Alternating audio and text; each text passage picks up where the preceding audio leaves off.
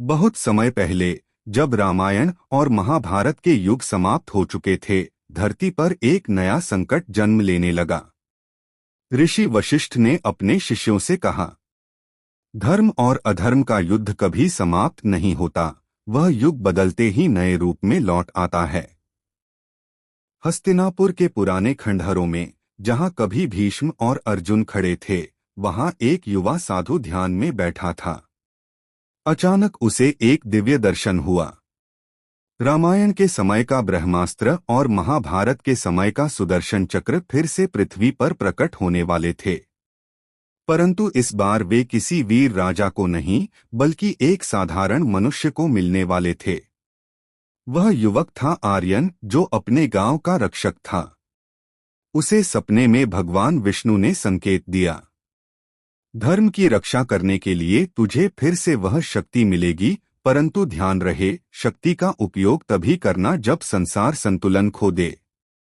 इधर अंधकार के पक्ष से कलयुग के असुर जन्म लेने लगे।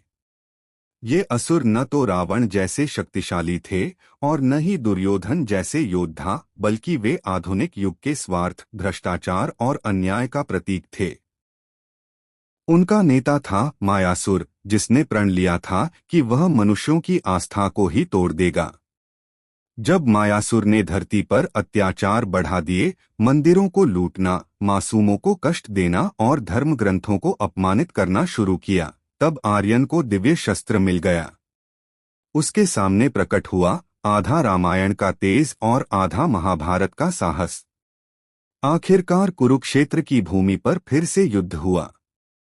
लेकिन इस बार युद्ध धनुष बाण से नहीं, बल्कि सत्य, त्याग और साहस की अग्नि से हुआ। आर्यन ने मायासुर को हराते हुए कहा, राम और कृष्ण दोनों ने सिखाया है कि धर्म केवल युद्ध से नहीं, बल्कि करुणा और न्याय से जीतता है। अंतिम संदेश। युद्ध समाप्त हुआ, लेकिन ऋषि की वाणी सच साबित हुई।